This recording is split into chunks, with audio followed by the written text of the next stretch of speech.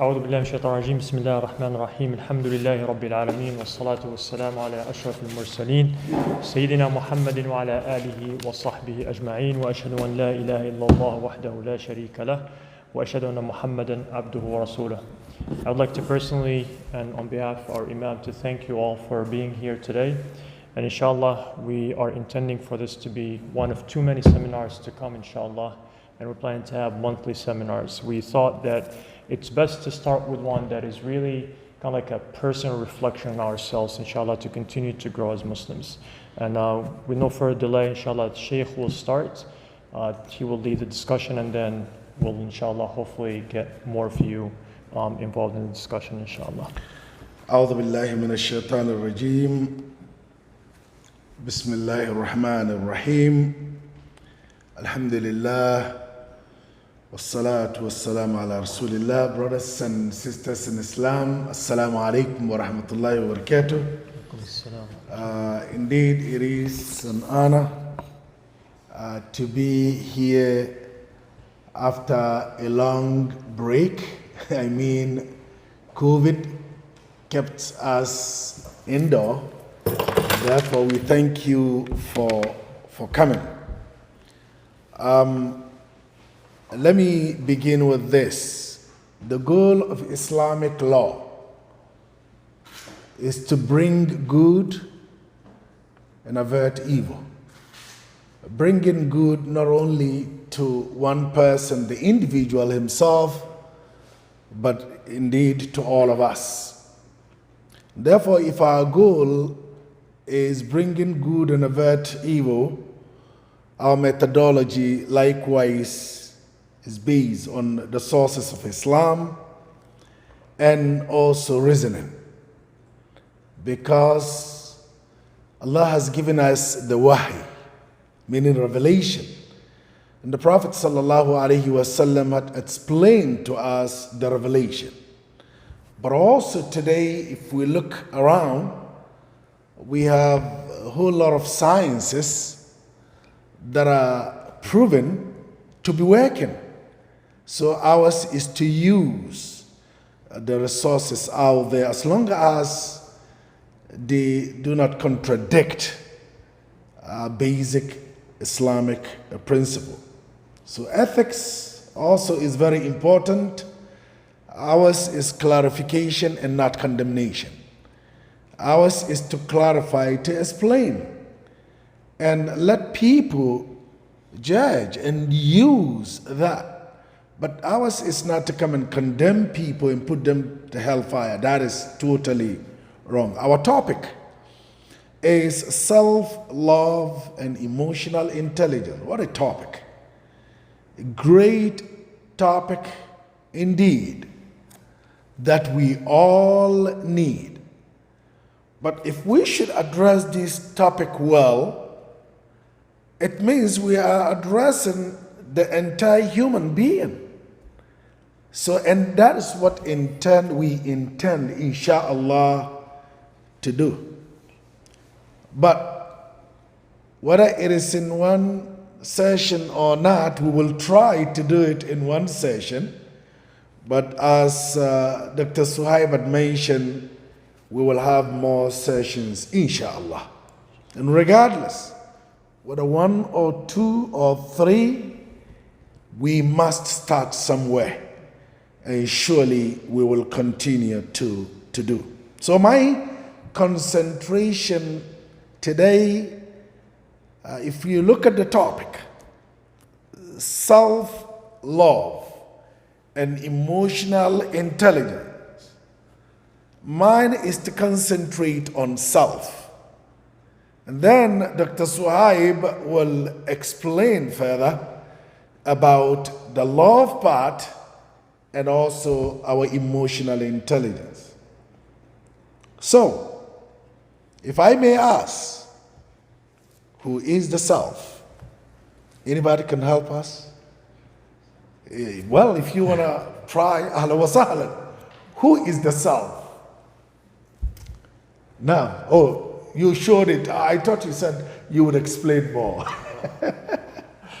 Who is the self? Because definition is very, very important. As we define the self, then we can understand whatever follows, self-love and emotional intelligence. We are talking about the self. So, self. Don't tell me no. You are my students, so I'm not going to bother with Sarah or Farah or, self. If we say self, yeah? Next person or any A person? Okay. family or Family. Well, it is the person who would get the family. So if we say self, we are talking about me as an individual. And that is, for example, if we look at it, insan or al-insan, human, a person. So that is what we're talking, and we are all here persons. But when we look at us individually, we are not talking about community, we are talking about self, me, as an individual. Yes? So more so the physical, the emotional, the mental aspects of the self? The physical, the emotional, the mental, so the totality of the person. Yes. Okay? The totality of the person, me as a person, my emotional state, my psychological, everything that has to do with me, the self, as a person. So I asked, after asking you a few questions, وَمَا أَدْرَاكُمْ الْإِنسَانِ. Now we would like to know who. If we say this self is a person or human being, then I would ask you this question, next question. What is this man or mankind, Islamically, if you look at it? Mankind, a human, a person, who is he? Well, if there's no answer yet, let me sort of energize us. Maybe in few minutes you would be able to answer this question. Al-insanu min bani Adam. We're talking about this person, this self, who is part of the family of the children of what? Adam, alayhi salatu wassalam. So we have read many places in the Quran, and Dr. Swaib had mentioned that inshallah soon we will we will be speaking about Adam. Who is he? So right now, Al-Insan, you, my brother, me, Brother Sahib, and all of us here are part of what? The family of Al-Insan. We are. Our father is Adam, alayhi salatu wassalam. Now, not to discourage you, but I'm trying to use some of what some of our scholars have said. Al-Insanu awwaluhu nutfa wa akhiruhu jifa. Now, if you would like to humbly know who you are, look at your humble beginning. Yesterday, you were a sperm or an egg, with your parents. And then when Allah brought them together by His will, your mom became pregnant, and then stages that Allah the Almighty had mentioned. So look at your humble beginning, nutfa, which is liquid water or sperm or egg. Look at all this. How Allah created you and I. Wa akhiruhu jifa. And also do not forget your tomorrow, your end. What happens? Death. And then your loved ones who love you so much, at that particular moment when you are dead, are going to bury you.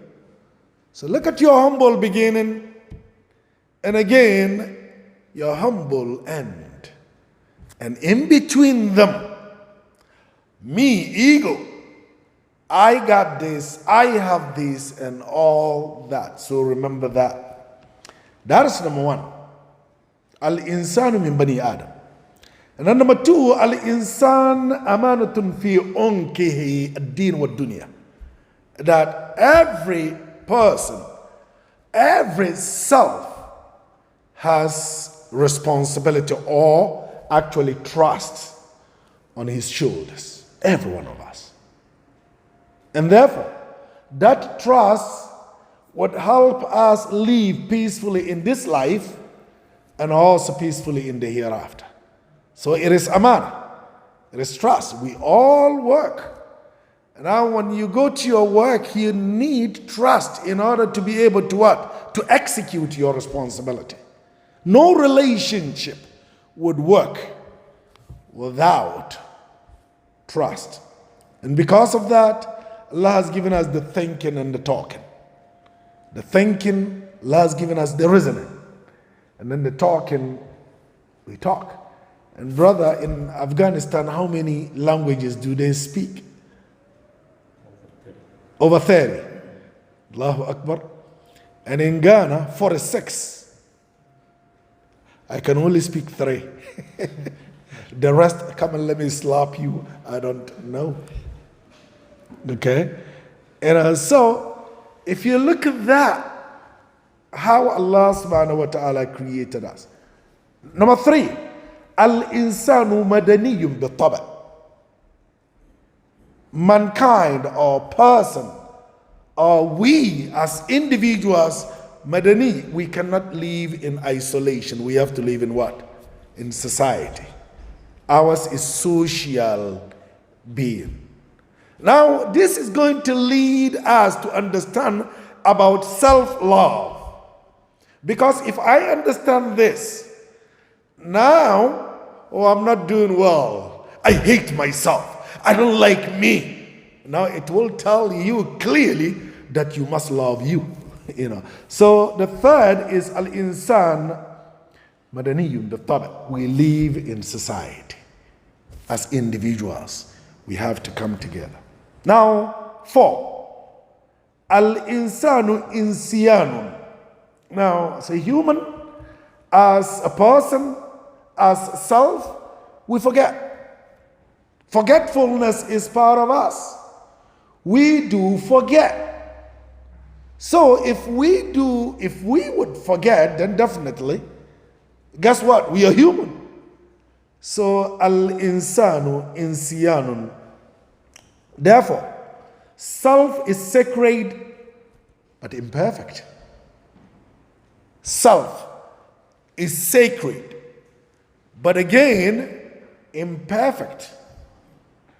Allah told us in Surah Al-Mu'minun, وَلَقَدْ خَلَقْنَا الْإِنسَانَ مِنْ سُلَالَةٍ مِنْ طِينٍ. Your humble beginning, likewise your humble end. Now, 5, al-insanu dhu mawhiba.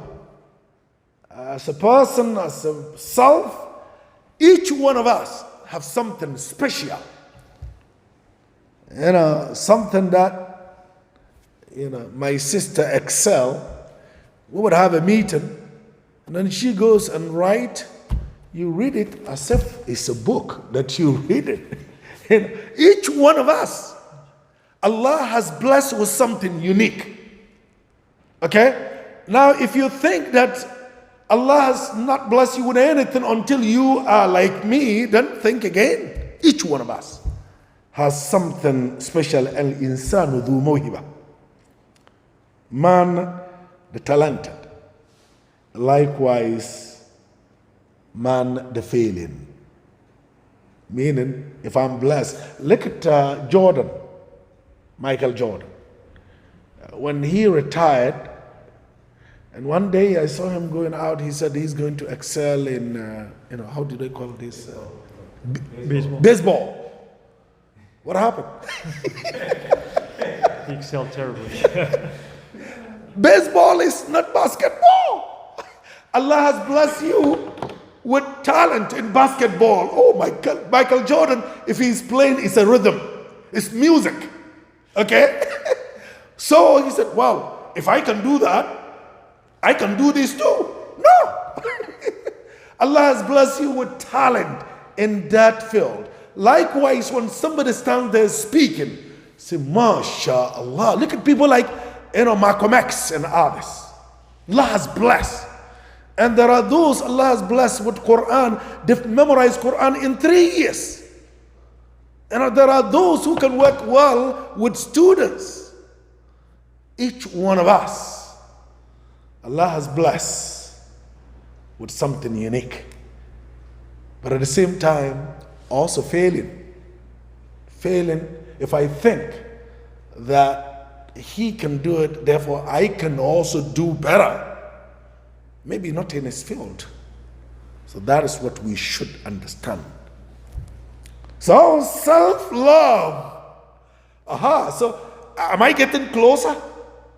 Well, if I think that I would only love myself when I am like him, I may never be like him, period. So let's understand this reality.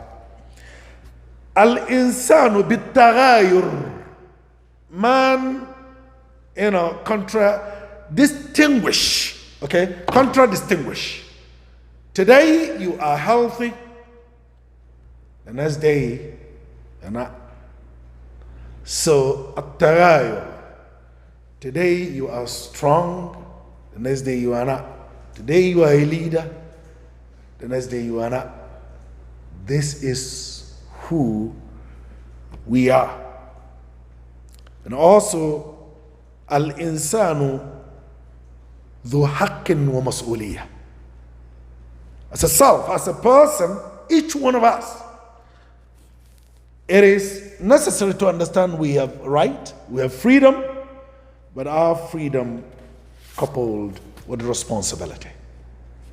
Our freedom is not, that's freedom. Just go do whatever pleases you. No. Ours is freedom with what? Responsibility. Whatever position that I'm in today is because of what most of the time what I did yesterday. So let's remember that. And then وَعَلَّمَ آدَمَ الْأَسْمَاءَ كُلَّهَا. Allah taught Adam the names of everything that he needed to know. The names, which means Allah has given us what? Knowledge. Now, examining the self. One of the most important things that we can do to the self is to examine who we are. Trying to understand who we are. Now, this is a quote from one scholar, a great scholar.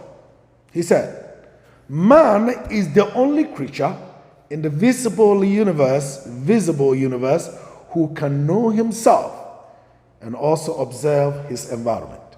The only creature who can know, who can actually understand him being a subject and an object is man.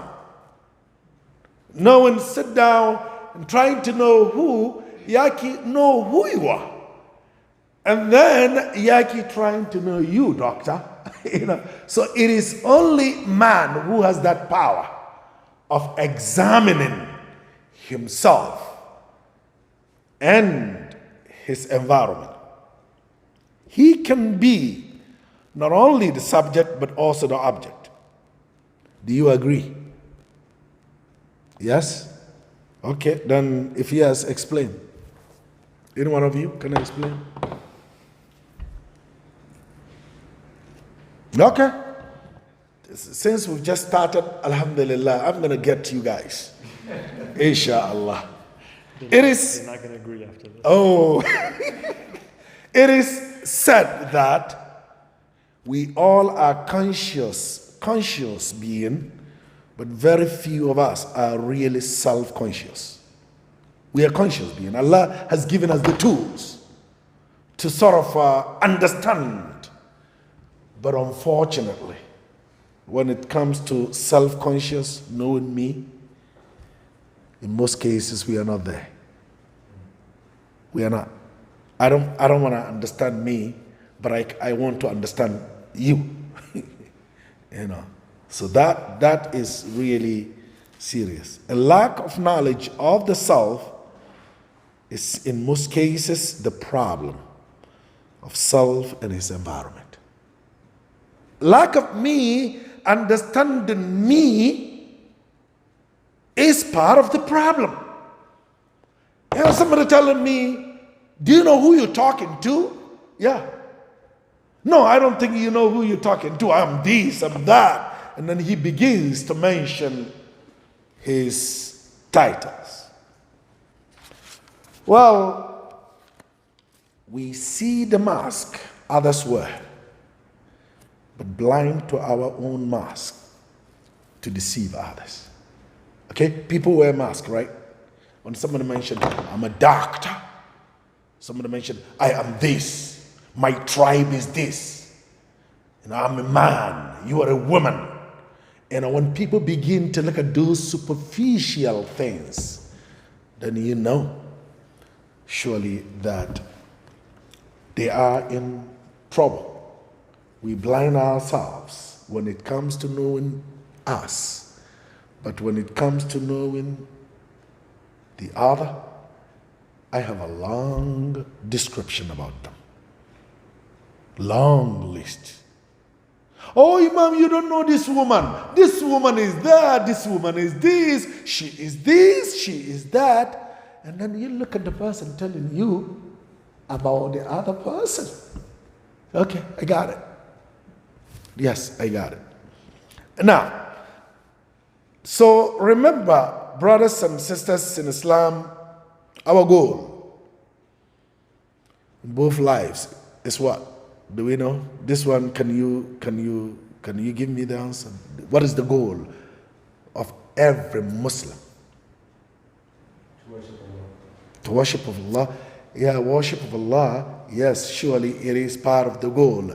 But what am I aiming to get? Jannah. And now what about the dunya also?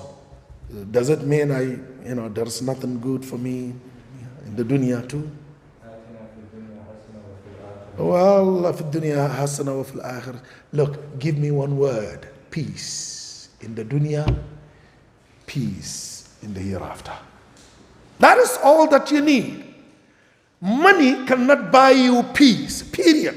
Power cannot get you peace. Whatever you get in this dunya cannot get you peace. You know, somebody told me, I think my kid told me, your khutbah was on Tyson's statement.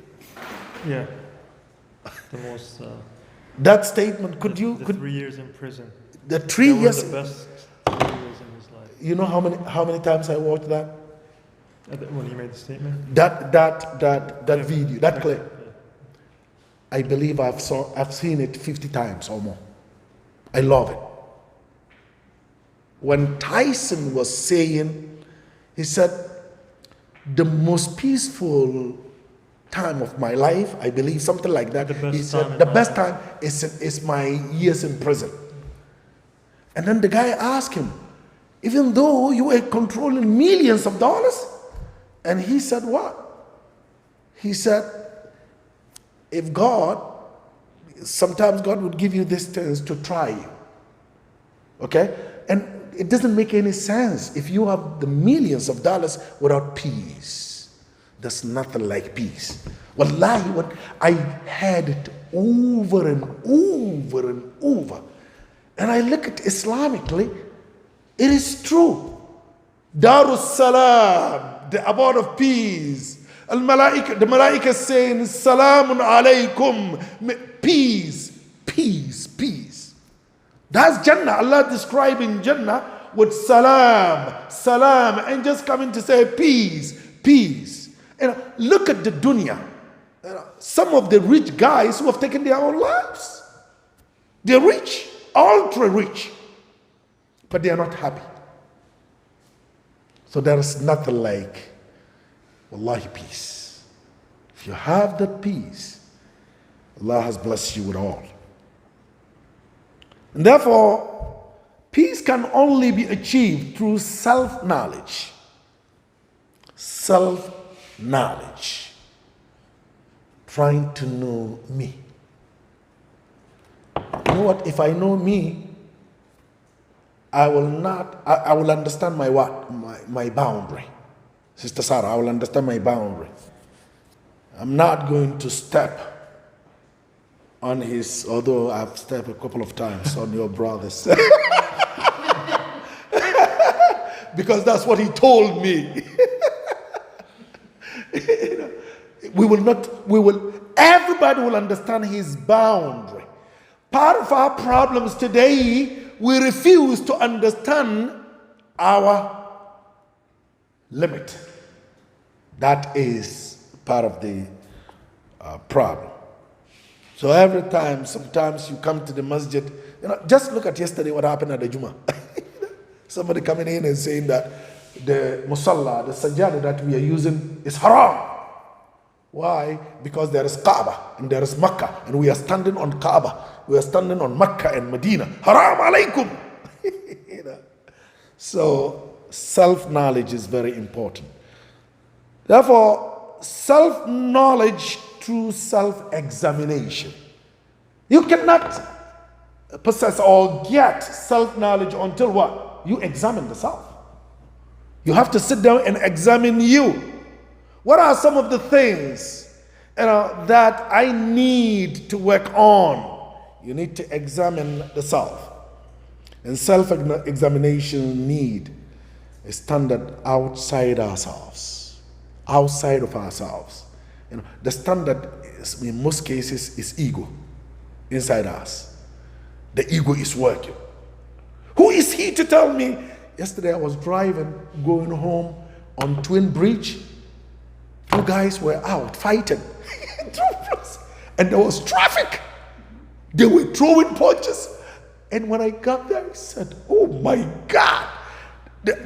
A car may kill them. They were standing there throwing punches at Twin Bridge.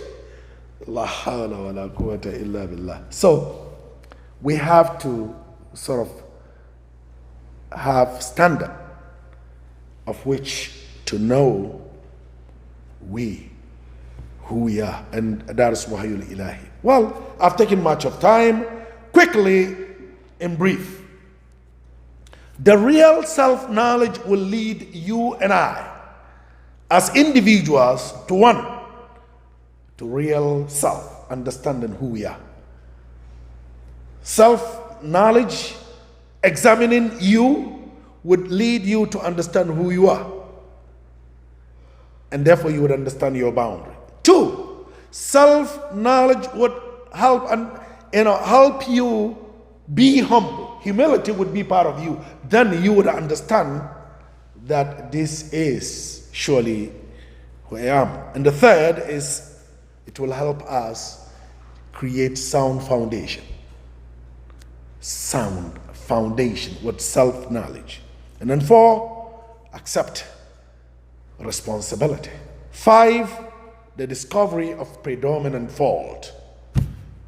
What is predominant fault? Predominant fault. Anybody? You can help me with predominant fault. Eric is like, I'm out. You can try his My wife. brother would not even wait for me to finish questioning. He said, no. Sister, your husband is going to be in trouble when I finish.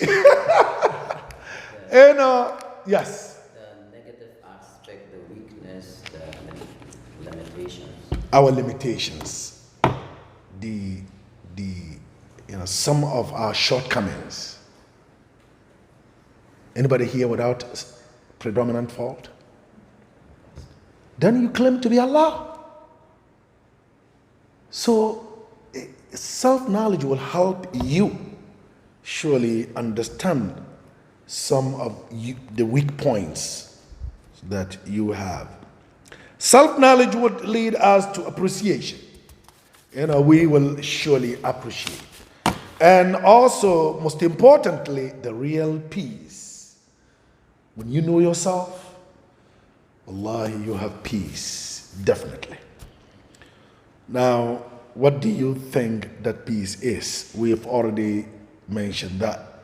A scholar wrote Do you desire to be great? Make yourself little. Do you want to be great?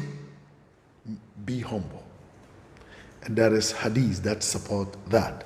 Man tawada rafa'ahu Allah wa man tawada rafa'ahu Allah wa man takabbara wada'ahu Allah. The more humble, Allah will elevate you. The more you become arrogant and think that you know it all, surely one is humiliated.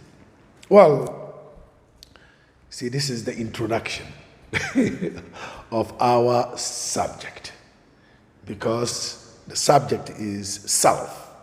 We need to understand who we are, then appreciate who we are intelligibly. But also, this is going to be brief introduction to our upcoming future seminars, because we're going to be talking about we as humans. We pray and ask Allah to continue to guide us and to continue to protect us. Now, Dr. Suhaib. Jazakallahu khair, Shaykh. Barakallahu feekum. أعوذ بالله من الشيطان الرجيم بسم الله الرحمن الرحيم الحمد لله رب العالمين والصلاة والسلام على أشرف المرسلين سيدنا محمد وعلى آله وصحبه أجمعين. MashaAllah, great introduction, and actually Shaykh covered a lot of topics, so you're going to hear some of the stuff kind of like being repeated, but I'll kind of like dive a little bit deeper into them. So the main thing that we really want to build on, and this is something that before I even said, I want to mention an ayah that Allah subhanahu wa ta'ala reminds us, and I'm sure you've heard it in so many khutbahs, but many of us think of that ayah as the collective level. When Allah subhanahu wa ta'ala says, لا يغير الله ما بقوم حتى يغيروا ما بأنفسهم. So some of you came today not knowing what to expect, coming to check it out, but maybe with the least intention to really change. And what I mean change, if anyone, just like our Shaykh mentioned, if you think you're perfect, there's something wrong with you. So change is one of the two things. If you have been treating yourself negatively, beating yourself down to the ground, it's got to be a major shift. But if you've been on this path, you'll continue to improve. Does that make sense? So I hope you'll change the intention now to say, you know what, today, I'm going to leave with something, a tool that I might have had before, I might have set it aside, but now I'm going to bring it out of that toolbox and continue to improve as an individual, right? So we're going to talk about self-love. Now we know what's the self. We're not perfect. Do not aim any day to wake up and say, I am going to be perfect. How many of us are not sinners? Raise your hand if you're not a sinner. All right, we're all sinners, right? Love the sinner. You have to love the sinner. And the biggest problem that actually people have dealing with others, just like our Shaykh mentioned, is the lack of knowing oneself, but most importantly, loving that self. But you have to be careful, just like our Shaykh mentioned, self-love is not arrogance. All right? And I'll tell you why you have to love yourself. Allah subhanahu wa ta'ala says, وَقَدْ بَنِي Adam. So now the love that our Shaykh was talking about, or the self, you love it because what? Because Allah honored you. Not because you're full of yourself. Right? A lot of us, unfortunately, just like Shaykh, oh, you know who I am? No. Believe it or not, when you understand that the true love of self is through Allah subhanahu wa ta'ala, guess what? That becomes what? Self-love becomes what? An act of what? Worship. How many of you, with all honesty, thought self-love is actually an act of worship? Alhamdulillah, that's good. So now what are you going to do? You're going to continue on that path. You see, understand? Some of us, because you know what we were taught when we were younger? Love others, right? Right? Give priority to others. But here's the thing. Have you noticed that a lot of people actually cannot love others? They fail. You know why? Because we don't have the self-love. And you know how we validate ourselves? By putting others down. Because we have that emptiness, right? I can't love myself.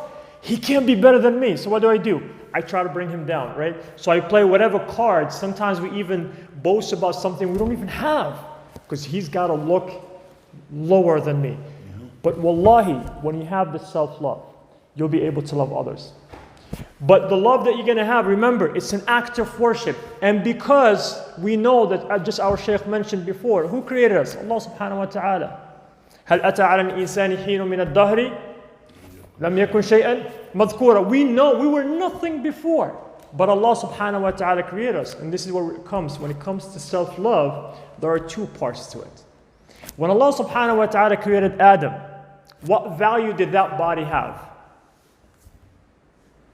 Next to nothing, right? When he was empty, even shaitan, right, in a hadith, even though it's not narrated as sahih, shaitan came by and said, I could deceive you, I could manipulate you in any way.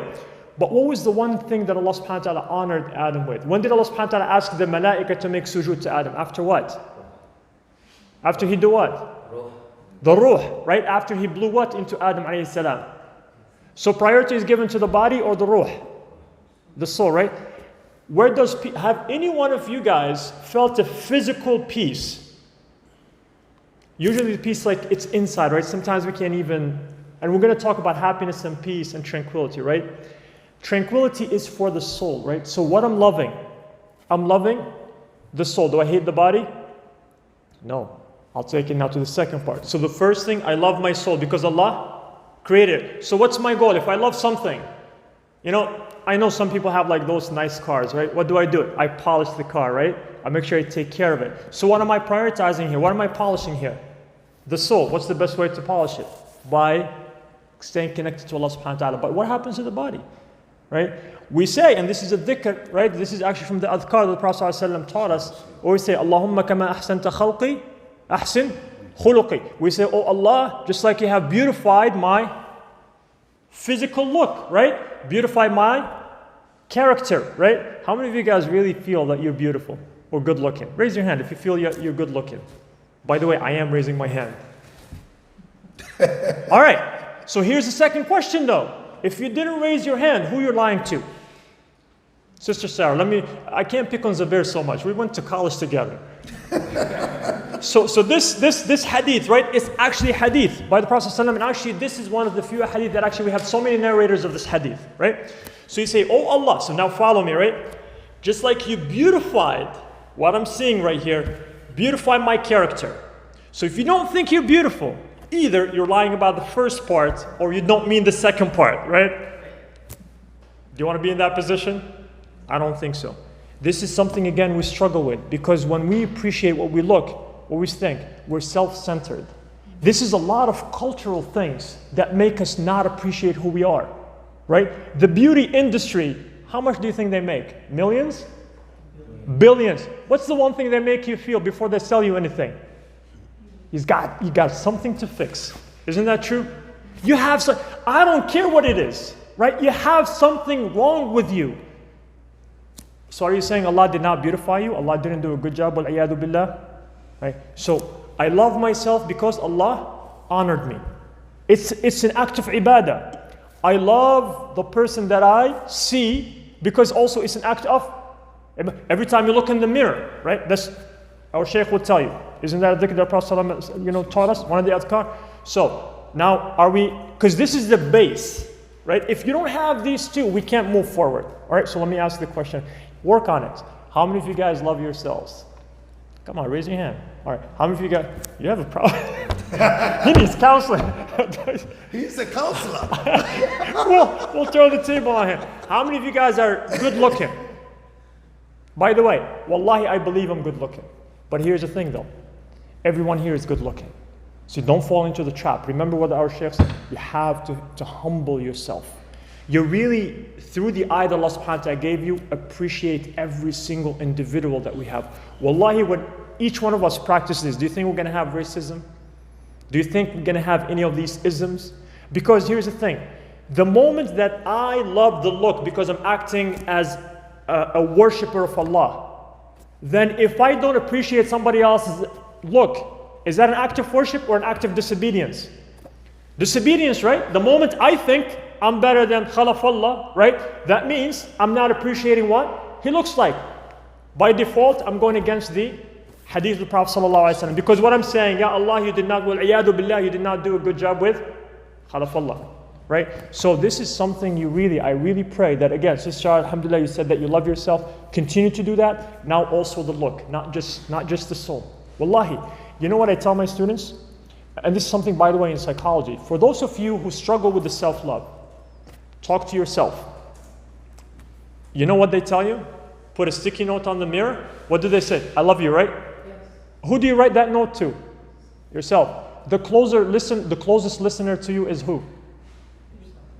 This is the ear, right? Unless you're whispering in somebody's ear, right? We don't do that.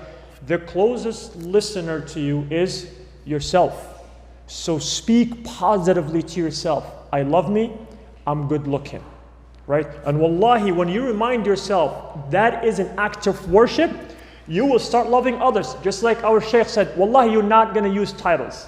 You're not going to look down at others. Because here's the thing, we're going to talk about self-awareness, right? Self-conscious, self-awareness, all these things. So, do we all agree? We all love ourselves and we all appreciate the look that we have because it's an act of worship? I mean to that? All right. I'm not going to check with you, but this is what you guys are promising, right? Inshallah? All right. So now, knowing that inshallah we're working on that, all right? Now let's talk about self-awareness, all right? We are, even though Allah subhanahu wa ta'ala gave us the conscious, but just like our Shaykh said, we are the least conscious people of our beings, right? So let me get into the psyche and then we'll talk about the qualities of someone who actually has self-awareness. All right. I'm angry. Many of us have said that at least once before, right? Does Zubi make you upset? We'll take him out. I was like, I got a book. All right. I love that. All right. So all right. So let's use Zubi as a trigger. All right. You guys know what's a trigger, right? A trigger is something that gets, all right. So do you all agree that a trigger is something that gets your emotion going? Okay, that's wrong. So let me ask you a question, Sarah. Does he have control over your emotions? Who has? No. He shouldn't have at all. All right? This is the biggest problem that we have. Because we are not aware of the fact that actually we have full control over our emotions, right? A lot of times, let's say I'm talking, to Imam Yaki and, we start yelling. And if you ask one of us, what do we say? Well, the other got me, right? Yep. The other got me. Because it's the easiest thing to kind of like attach the negative, right, to another person. But Dr. Zuhair, let me ask a question. Yes. My younger sister, oh my God, I was quiet, okay? Because this example, Zubi and I'm the older one. He's the quiet one. okay, good. My youngest, I'm the quiet guy in the house. My sister, very tough. So she comes just behind me and slap me and run to my mom. And then, she's crying, showing that emotions. Now you telling me that I shouldn't care about that. Okay, let's talk about that. Let's talk about that. So this is a good example, right? That's not my little sister. How many times did he do it to him? All right. So here's the thing. I'm not asking you to suppress your feelings. I'm asking you to acknowledge the feelings and deal with them. All right? So Sheikh, let's take that example, right? Yes. Let me actually take another example, all right? How many of you have been in a situation where something happens and different people in the room have different reactions?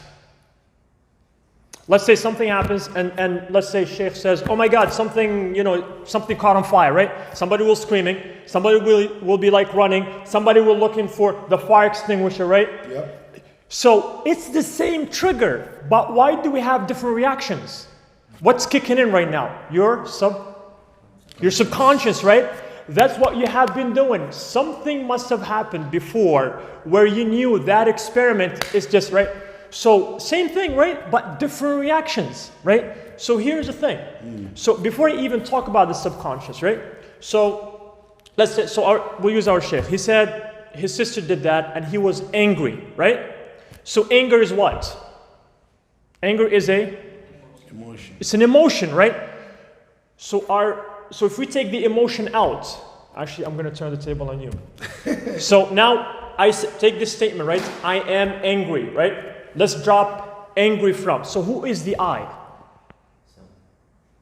What's the self? Don't tell me the body. What's the self? Nafs. All right. So let's go with that, Zubair.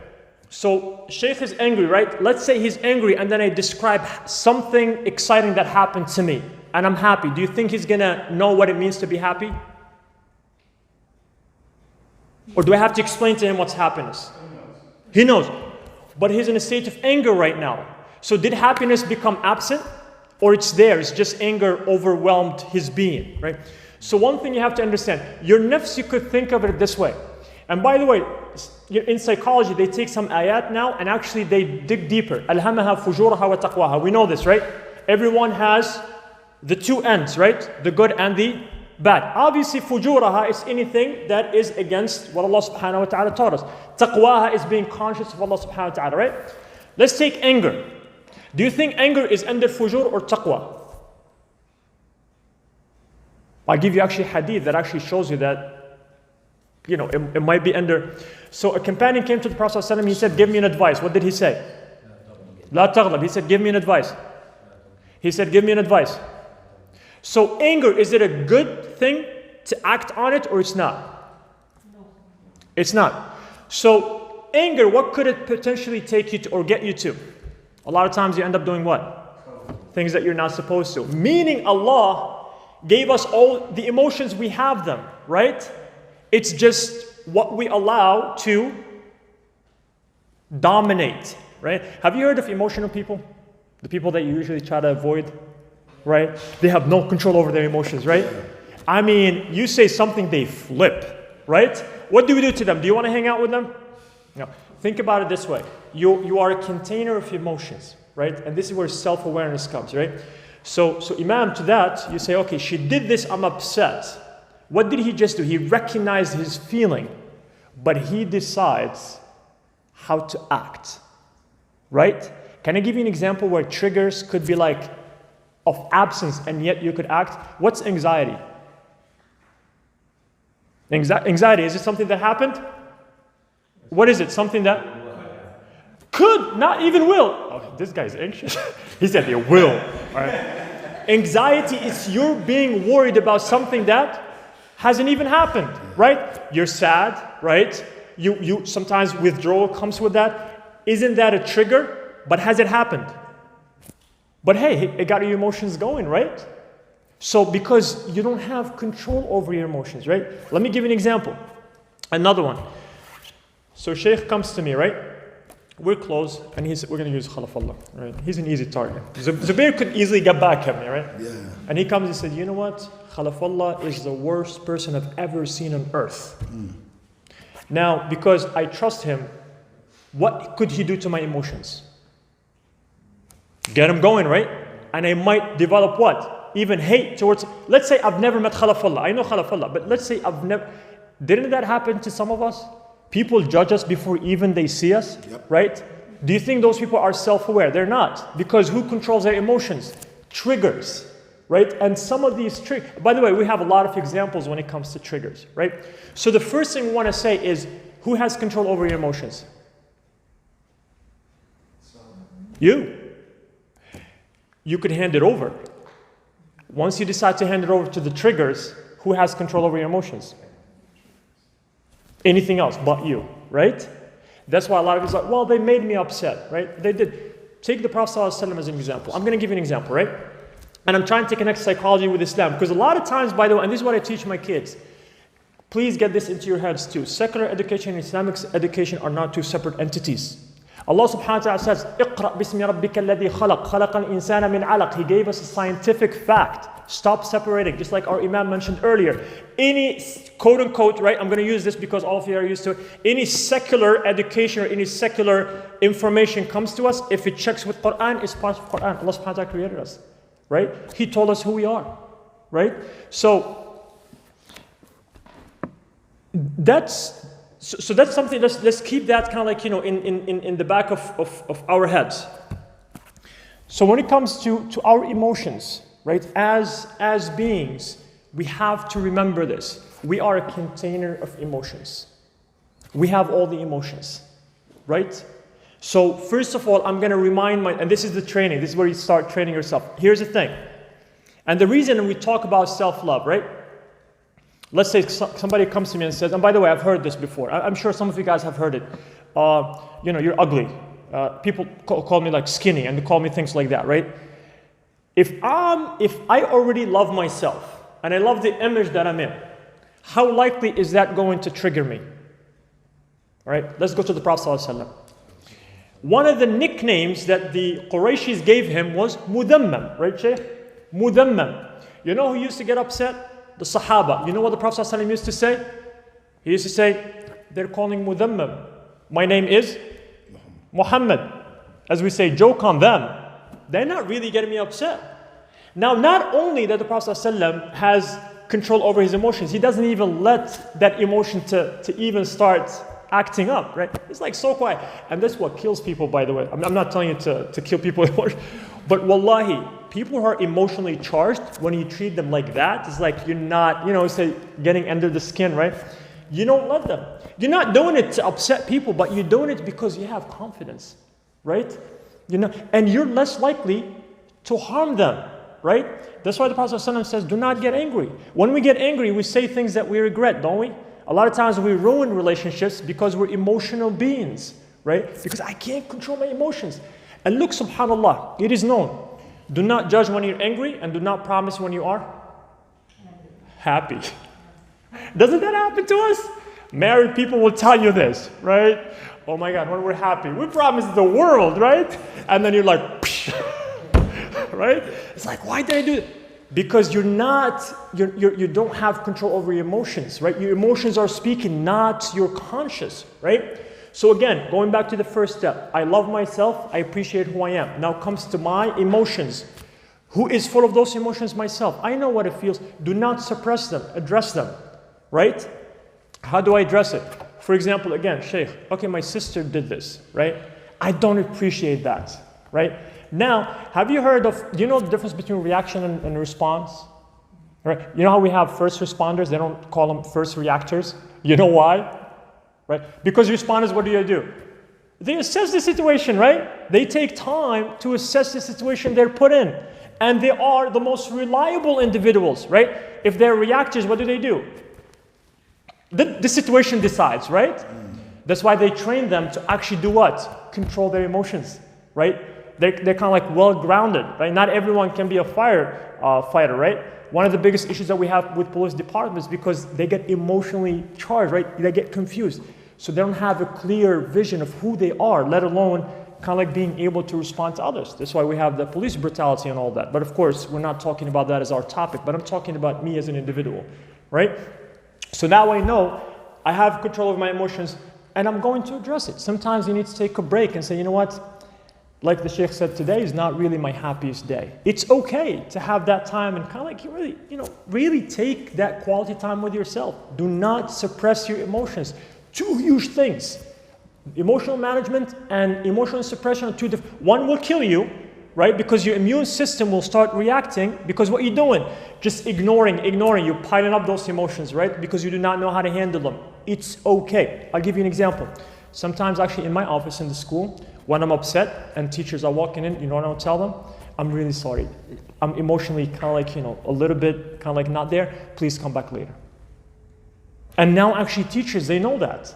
They know that I'm promising them quality time. When you come, I owe it to you to listen to you. But here's the thing, I might fail this moment. Because right now I have something major that happened that kind of like really got me out of their, that full consciousness. So I'm kind of like going to take that time. And actually they walk out, and then when I'm ready, I talk to them, right? I do that with my kids, by the way. When I'm really kind of like disappointed, I say, I'm not going to talk right now, right? So Sheikh, that's one thing, you're older now. You're going to go back to this, right? So you are in charge of your emotion. You don't hand that over to the trigger, because here's the thing. After the trigger, what comes? Action and reaction.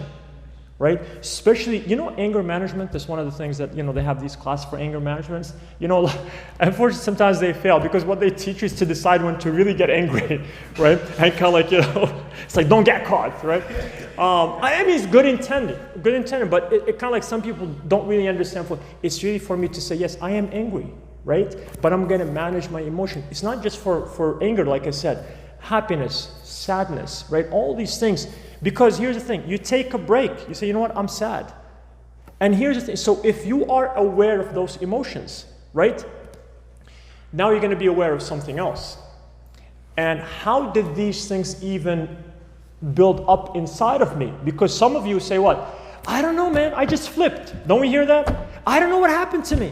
What happened? Psychology tells us this, right? Listen to this. 90% or 95% between the two, 90% to 95% of things you do on a daily basis are actually driven by your subconscious, not your conscious, right? I'm assuming all of you guys drove. Did you have to kind of like say, okay, oh, you drove, right? Who controlled that? Your conscious. The only thing that your conscious did is to tell you where you want to go. How many of you guys kind of like needed a GPS, especially if you've been here that often? Your subconscious is running in the background, right? Just like a computer, right? You open an app, most things are actually happening what? Behind the scene, right? In the background. That's what your subconscious does. But here's the worst thing that most of us actually are not even aware of.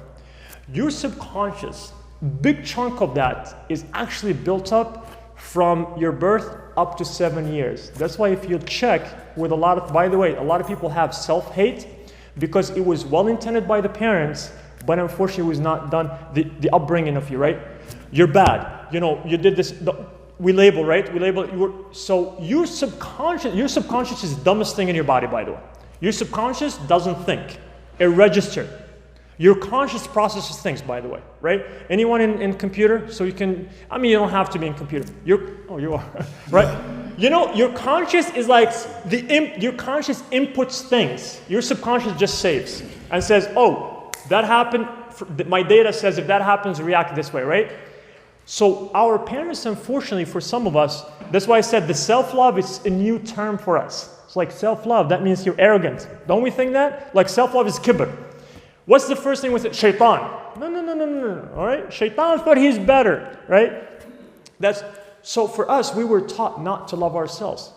So your subconscious has been programmed for the big part of it, not all of it. It continues to be programmed, by the way, especially when you have new events happening up to 7 years old. If you check yourself, that's why sometimes you have somebody in 30, 40, 50s, even sometimes in their 60s, but the way they function as a 7-year-old. You know why? Because they did not reprogram their subconscious. So when you're younger, right, why do you think kids kind of like memorize things a lot faster? They don't question them. They don't. Younger kids don't question. That's why actually what language, they pick it up a lot faster. But the downside to that, if my dad said I'm bad, do I think about it? Do I sit and say, no, actually I'm good? You know, there's something. No, we take it and we say what? I'm bad, right? That's why now actually I tell teachers, do not label the child. Deal with the behavior. So if we have parents here or parents to become, inshallah, when you deal with kids, do not label them as good or bad. Who knows who's good or bad? Allah subhanahu wa ta'ala knows. But label the behavior, right? This is what I tell people. Some people say, okay, I understand when you say don't label a kid as bad, but what about good? I tell them the downside to that, if they do something bad, what happens? They automatically think what? They're bad, right? Because every time they did something good, they themselves were good, right? But when they do something bad, again, the subconscious doesn't register like, you know, I'm bad. So I tell them, praise them. And then correct the mistake if they make a mistake. So now what they know, أَلْهَمَهَا فُجُورَهَا وَتَقْوَاهَا. Remember? وَعَلَّمَ آدَمَ الْأَسْمَاءَ كُلَّهَا, right? Just like Sheikh, we have the knowledge. Now as a child, and again, by the way, wallahi, I deal with a lot of people who kind of like beat themselves to the ground. I made a sin, what do? Of course regret it. Of course intend not to repeat it. But sometimes we dwell so much in what? Beating ourselves down that we're not even motivated to do something good. وَاتَّبِعْ سَيِّئَةً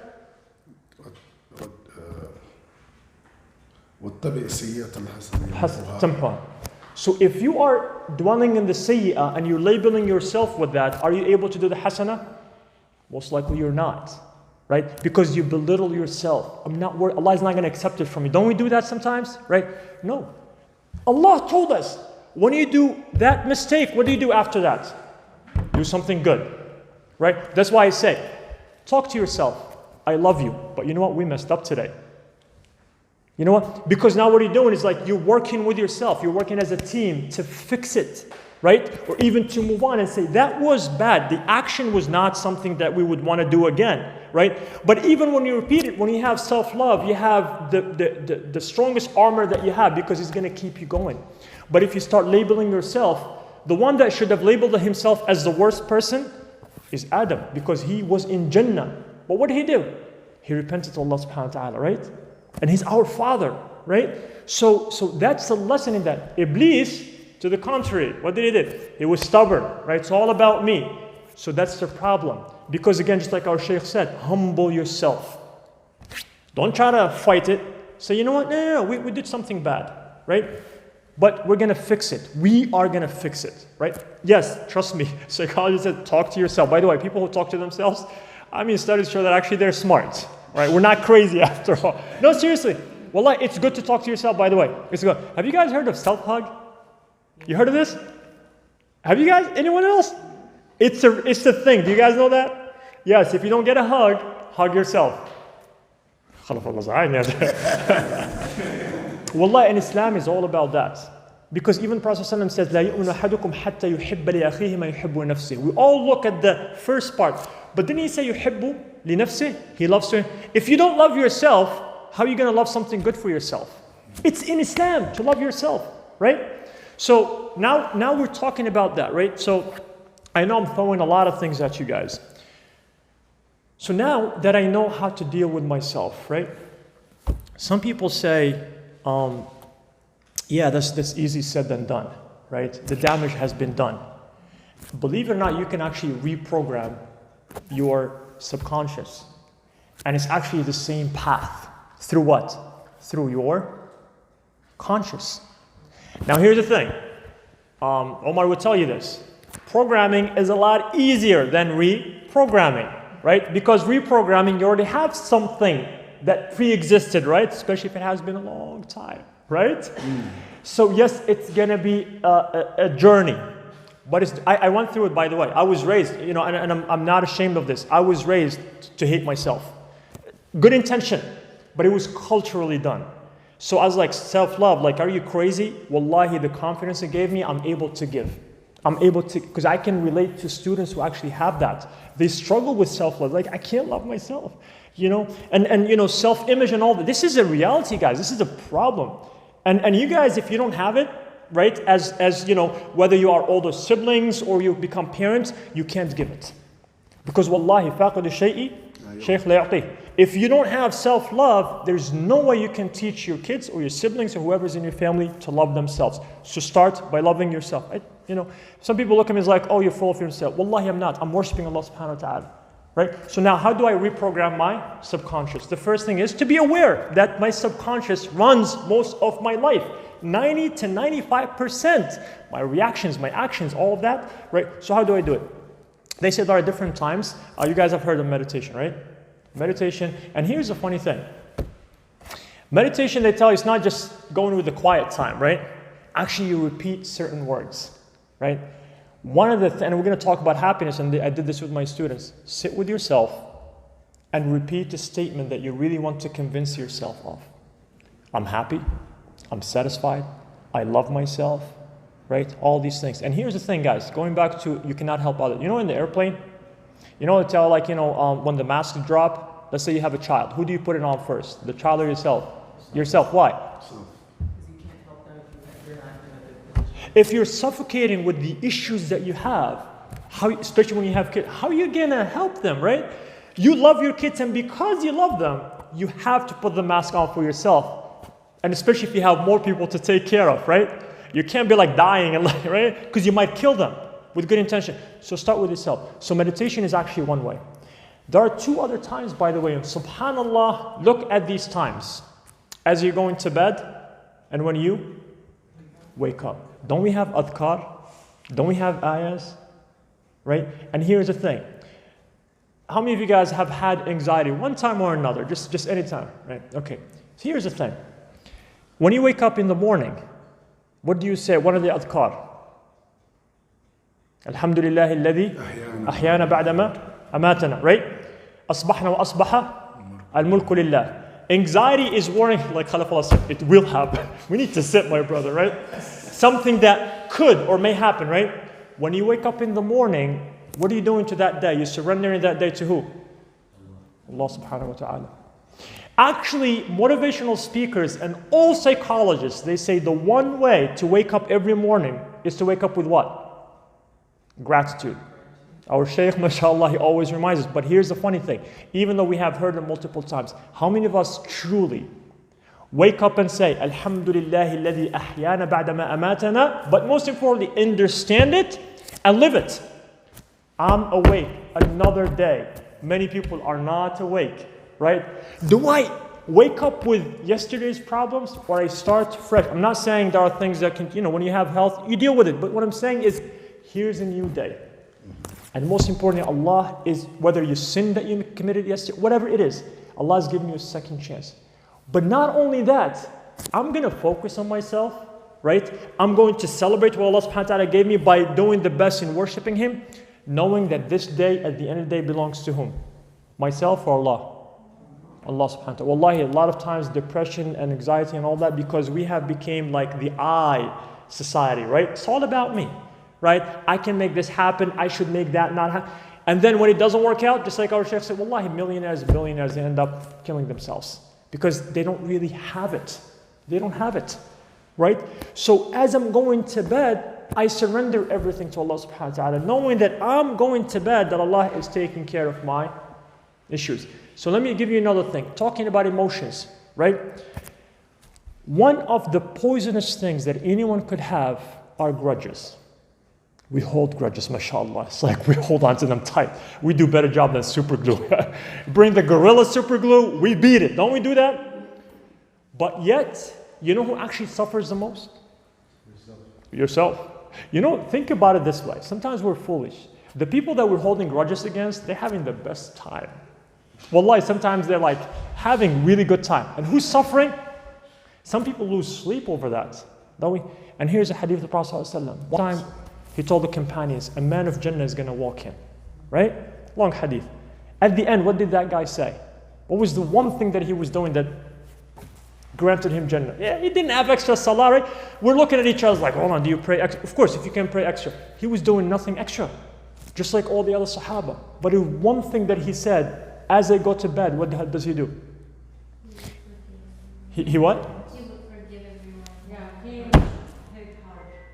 And wallahi, psychology says the one person that actually benefits is yourself. The other, I deal with students and I tell them, don't go to that person and say, I forgive you. You don't have to do that. Just forgive within yourself. Do it. Just, as you go into bed. And remember, that's also a time that your subconscious and conscious are actually transitioning. Here's the thing. This is how it works. How some of you actually, when you stay awake, especially if you go to school, I know you just did your exam, right?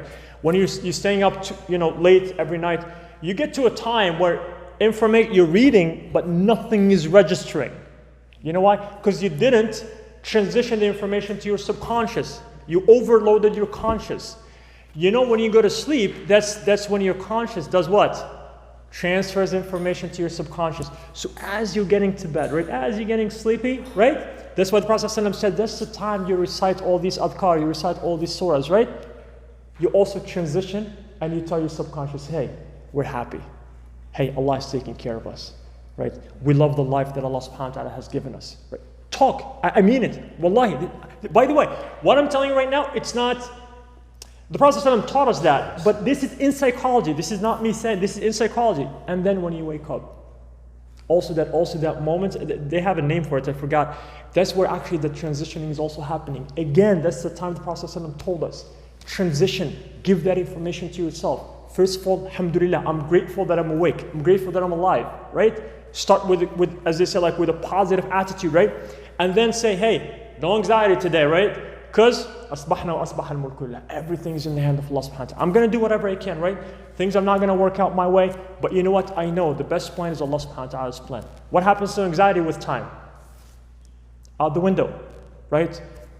You're satisfied with what you have, right? So you're not really anxious and you're not struggling. So we're doing well, right? But you have to keep doing that, right? And by the way, repetition is what is going to help you. You have to keep repeating that. Consistently, I'm happy, whatever you're struggling with, right? Work with that. So let me give you a statement that I tried to put together. If you're on Facebook, you might have seen it. All of us want to be happy, right?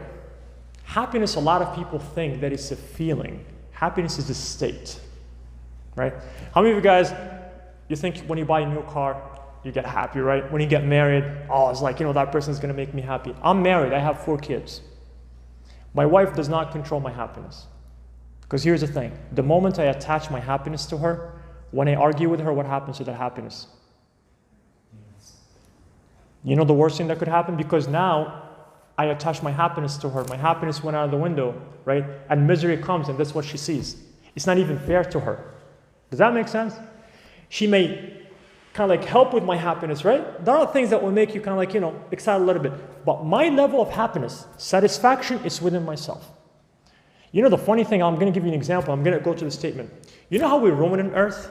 Alhamdulillah, we're doing a good job, right? Climate change and all that. But here's the funny thing. What are we doing outside, like into space? What are we doing? What are we looking for? Life. And if we could actually go to the moon and live, that's exactly what we're doing to our body. We're ruining it, right? Happiness resides within. Happiness is within. Happiness is a state of mind, right? Let me give you an example. How many people have you seen? You look at them, mashallah, they have a lot of things. And what comes out of their mouth? This, that. They complain about everything, right? Because they're not happy within. Happiness is not there, right? How many of you, and our sheikh deals with counseling, you see, mashallah, a spouse, whether a husband or a wife, but the other spouse is miserable. Nothing pleases them. Why? Because they don't have happiness within, right? So I'm telling you, if you think, right, if you're waiting, those who are not, you're married. If you're not married, then you're like, yeah, when I get married, I'll be happy. You will not. You'll ruin your wife's life. Trust me. No, I'm serious. You will ruin it. Same thing for women. You will ruin your husband's life. Happiness is within. Right? And sometimes people get offended. It's like, what do you mean I'm not your happiness? Because it's good. Because you know what? If you marry someone who's happy, guess what? You heard of good vibes, right? You feel the good vibes and you feel the bad ones too, right? So it's a state of mind. So this is what I say about happiness, right? So serenity and tranquility is the settled form of happiness. I did this exercise with my students, but you can do it at home. How do you know if you are a person with peace and tranquility? Sit down, quietly, no one around, and what runs through your head? Positive thoughts, thoughts of gratitude, or the bad things? I had my students did it. It's like, man, all the negative things came running through. But here's the thing you have to know by yourself. By the way, this is another thing. When you leave your brain on auto drive, our physical being is created to survive on Earth. You know how to survive? Always be prepared for the worst. So if you don't drive your brain, what is it going to do? It's going to drive you. And it's not trained to have good thoughts. Because here's the thing. If you think everything is good, right? Are you going to be ready for the worst? No. Are you going to survive if you're like that? We call them the careless people, right? It's like, these people don't care. Your brain is actually automatically on that fight or flight. You guys have heard of this, right? Fight or flight. That's how your brain, this is how the brain, but you could actually program it to say, okay, good, right? But that's not what life is about, right? We're submitting everything to Allah, right? Yes, be prepared. It's not, we're not saying, there's tawakkul and tawakkul. Tawakkul is you do everything and leave it to Allah subhanahu wa ta'ala. Tawakkul is like you could care less, right? Those are the careless. We're not talking about that. But when you how many of you guys, we're not talking about those, self-driven cars, right? If you let your car, right, in the highway, right, and it's not those self-driven cars, how many of you guys in your right mind, you turn on the engine, you put it on drive and let it drive? You would not be the smartest person on earth. That's how your brain is. Your brain doesn't know where it's going to take you, right? So you need to actually guide it. You need to tell it, listen, we are positive. We are going to have positive thoughts, right? Zubair is in business. Of course, business you have to take, we call it calculated risk, right? But I can guarantee you, most of you guys have an idea, a business idea in this room. You know why actually most of us don't actually execute those? Why?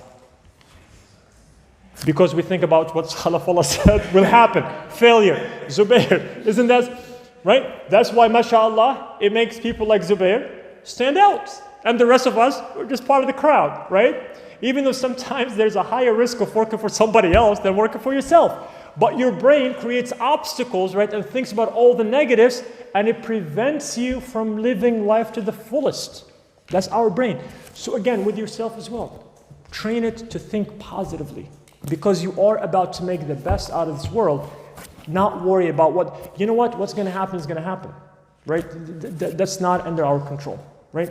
So just make sure that you're aware of that. So now we're going to go to what does self-awareness really do? And this is one of the things that a lot of people actually fail with. It takes honesty. And our Shaykh mentioned that. The negatives that we have. No one is perfect, right? Islam has never been about perfection, by the way. Islam has always been about what?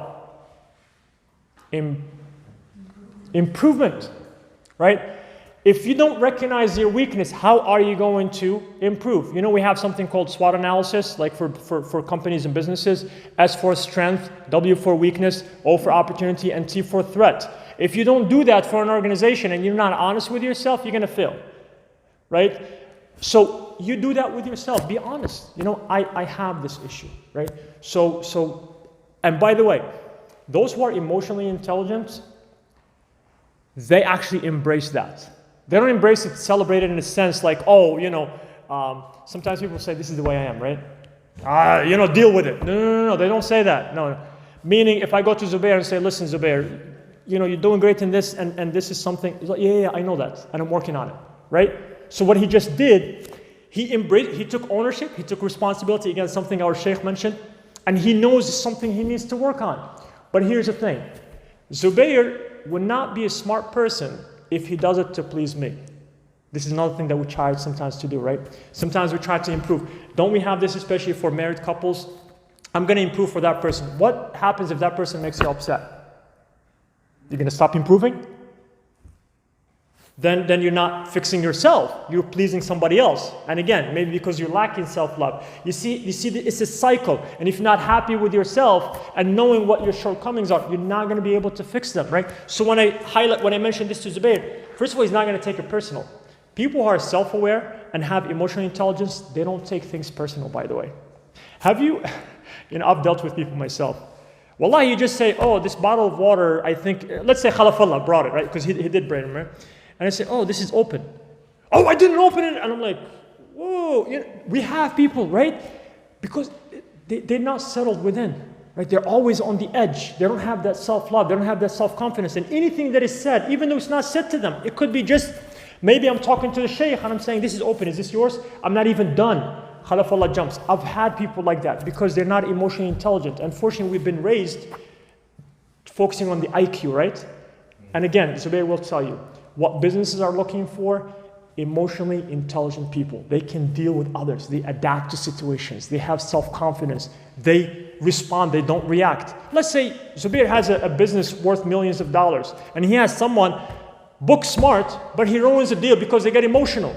That's going to give him a heart attack, right?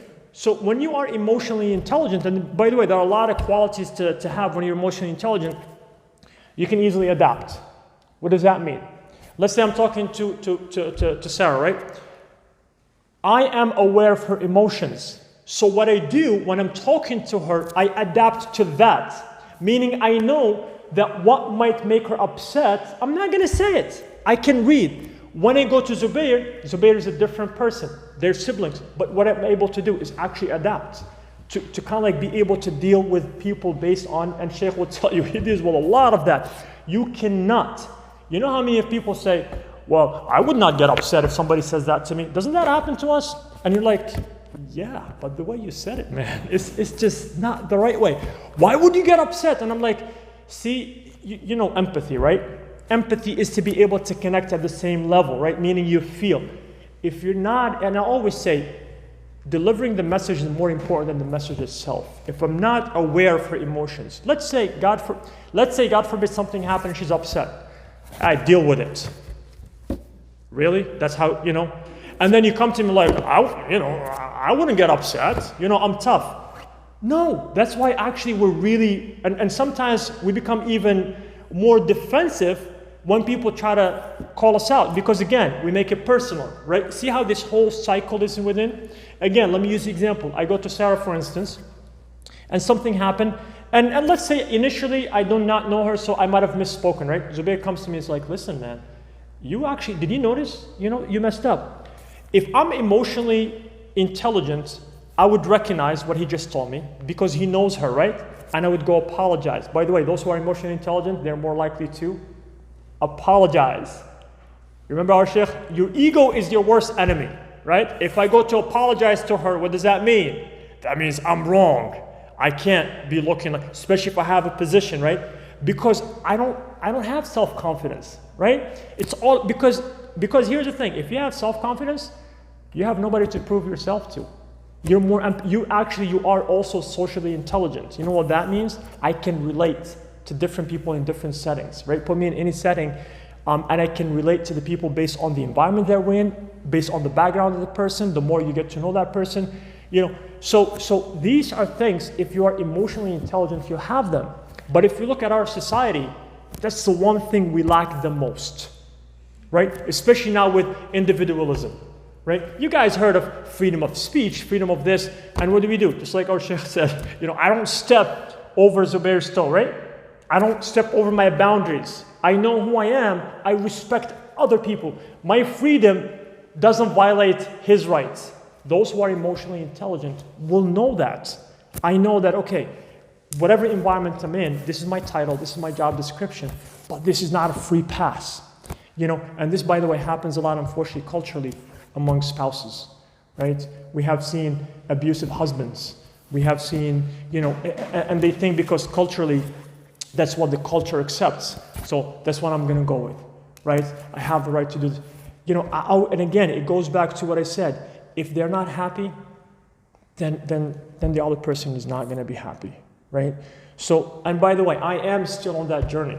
This is something that all of you have to understand, right? Because someone's like, when do I achieve? You're not achieving, all right? You're not achieving anything, meaning as a final target. It's work in progress. But wallahi, it's one of the most enjoyable journeys I have ever been on. And it started with self-love. I can speak with confidence. I can relate to people. Again, better, I'm still working on it, right? So this is something that you guys, and I'm going to conclude with this. I'm going to conclude with this. I really hope that everyone who's in this room, you're not seeing it just about yourself. It's about people around you, right? Because if you just get stuck, by the way, and say, how am I going to change myself? You're not going to change much. Think about it this way. I always tell the students, if you're aiming for a B, what are you going to get? A C or a D, right? If you're aiming for an A+, then you are most likely to get an A. So the tools that hopefully we were able to share with you are not just for your own use. They are actually for you to also, inshallah, be able to help others. Because wallahi, once you go through that, you can better relate to others and you can better explain it. But again, just like I mentioned earlier, لا يغير الله ما بقوم حتى يغيروا ما بأنفسهم. Don't think life is going to change for you just by waking up the next morning and still being the same person. It will change if you change within. So I'll give you the statement that I mentioned earlier. So happiness is peace, tranquility, whatever you want to call it, is the settled form of happiness. Happiness is the active form of peace and tranquility. And you know how to protect them? With contentment. If you're not content, if you're not satisfied, if you don't have the attitude of gratitude to protect them, they're not going to be there. And all these three mean nothing without God. So if you take that formula and really implement it in your life, wallahi, you will have that happiness that we all are looking for. And you will not regret it. Maybe the only thing you're going to regret is not starting earlier. But it's better late than never. Jazakumullah khair. I'm sure Sheikh will maybe have more comments, and then if we have any questions. Inshallah, I thank you very much, Dr. Suhaib, for this very powerful discussion, and we would like to make it a discussion. Please, alhamdulillah, we've just started this program, and we'd like to make it friendly and also contribute. Each one of us should contribute something, please. And there may be things that you think that we can do to make it better. At least I would like each one of us to sort of say something about what you've heard today and where do we go next. Because this is the beginning. We are not going to end here. If somebody thinks that, well, they're going to do it and then that's it. No. It is something that we like to do it. Why? Self-improvement. Self-improvement. We know now, but none of us can tell that which comes tomorrow. So self-love, yes. By you sort of appreciating who you are, definitely then you have something to give.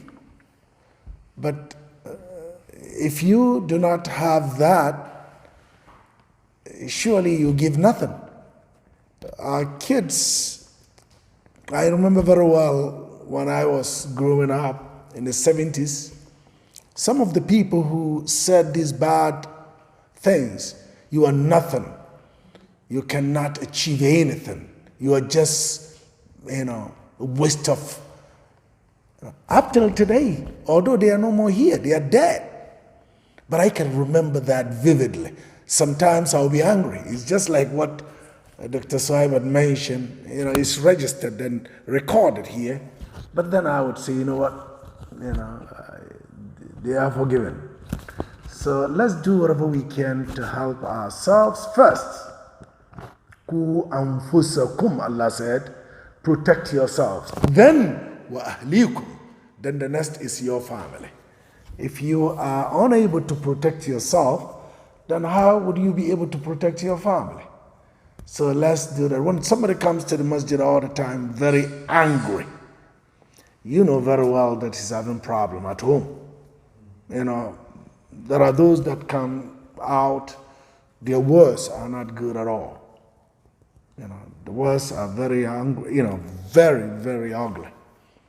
So let's do our best to improve ourselves, to be better, because others are watching. Even if nobody is watching, Allah knows what we do. Alimun bidhati sudur. So I would like to, before because time is actually running and we have been sitting here doing the job that you asked us to do. And I know you are the foundation of this lecture. You. And Sister Sarah, maybe next time when you come in, inshallah, I would like to assign you with the responsibility. You would have some chocolate and I know you would do it. You don't need to shake. I know you would do it, cookies and something. And then you, Halafallah, next time when you come here, make sure the coffee, you fix it so that we can have something to sort of, you are the mothers. Wallah, you are the mothers and the fathers of this great program. But let's hear from you. Now, one at a time, and then inshallah we will conclude it. Or do you have any?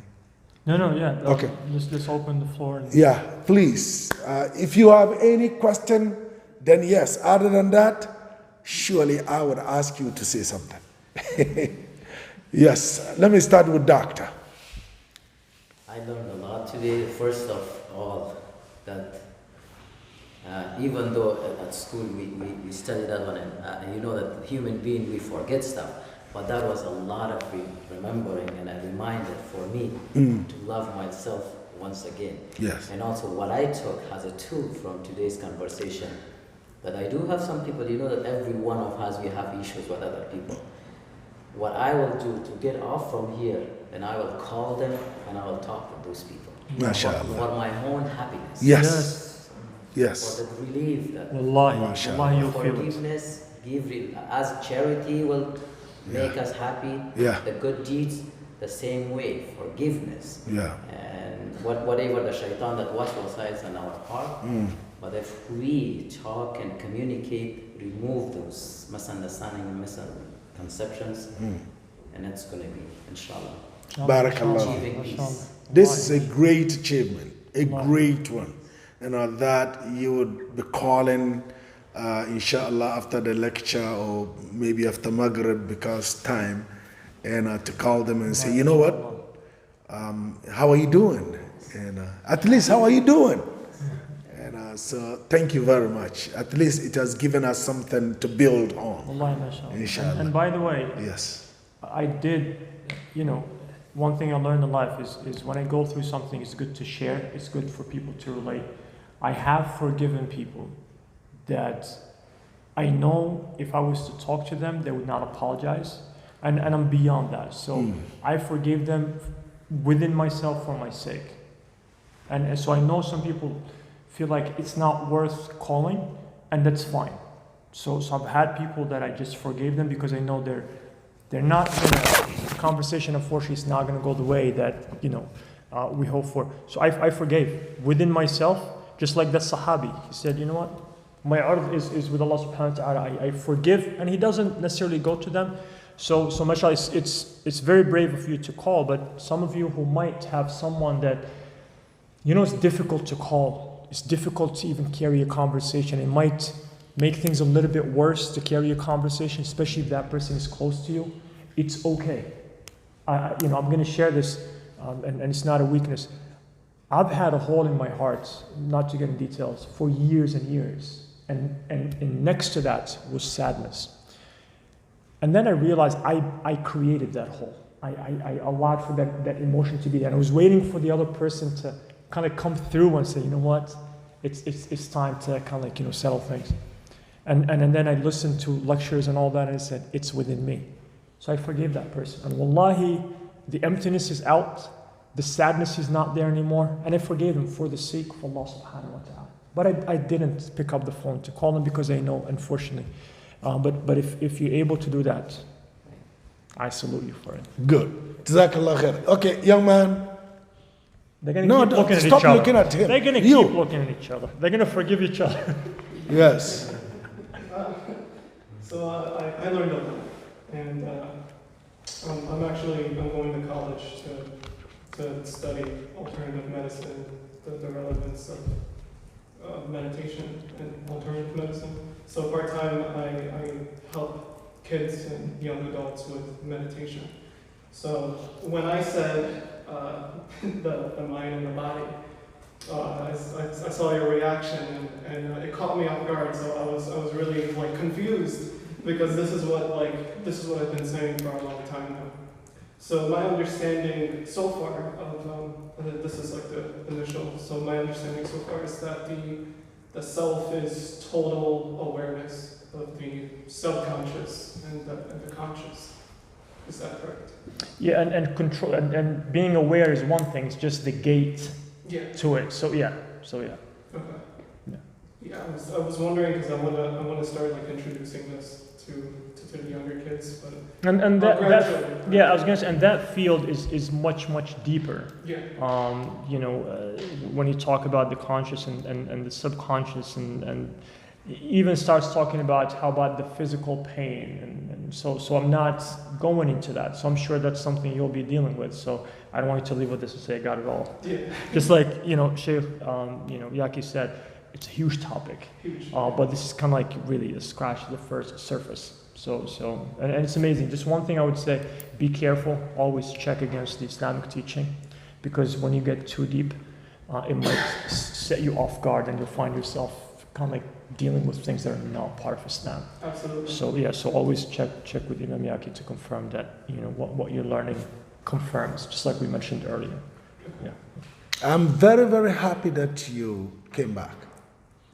I was close to losing you, but Alhamdulillah, Alhamdulillah, it's great to see you since Ramadan.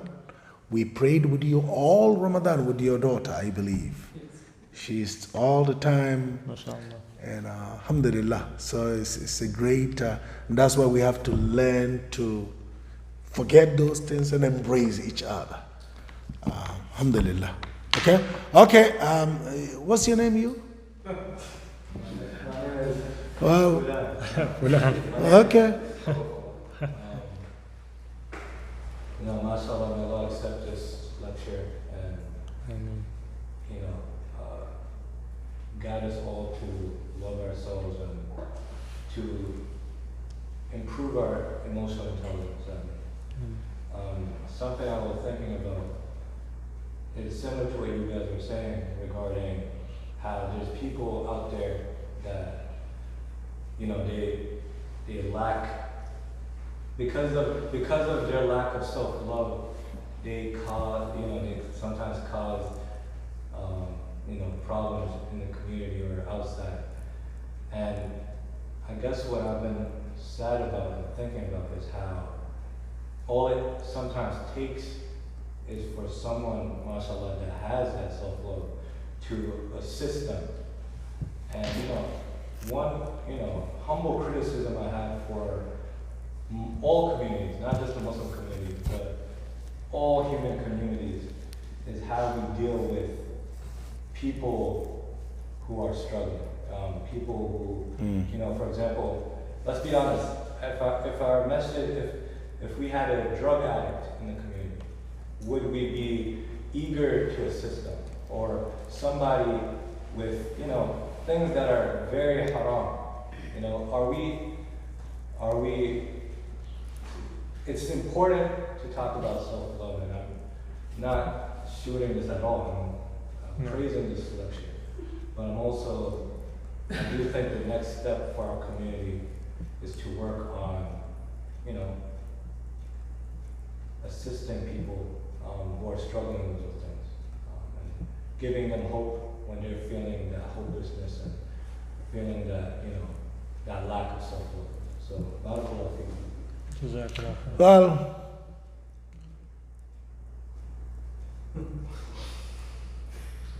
let me be quiet. Omar. he Al-Labibu bil-isharati yafhamu. You need to call me and we will discuss that. Al-Labibu, the smart person, bil-isharati, even looks, yafhamu, understands it. Okay? Your statement is very powerful. I agree wholeheartedly. We all agree. Yeah. Myself, Taswaib, everybody here, including young president, it's very powerful that we have to work toward helping those that are struggling. Yeah. We shouldn't say, La'natullahi alayhi, he is finished, he is gone. Perhaps he would be the next leader or great leader in the future. Yeah. So we understand that very, very well. Yes, Umar. Okay. The point I found that I felt really was beneficial was the point that they made about surrendering your day to Allah. It's a lot of times people just stress over what's going to happen, and it's like at the end of the day, you control what you can control, and then you just let Allah take care of the rest. Yeah. Okay, inshallah, because we have nearly 15 minutes. And we have some sisters. Yes, we have some sisters. Okay, brother. Zubair doesn't have to say anything. No. Here, let's We'll go with quickly Eric you, and and then then we'll come to the Sister Sister Sarah. Yeah. I know she has a lot to share.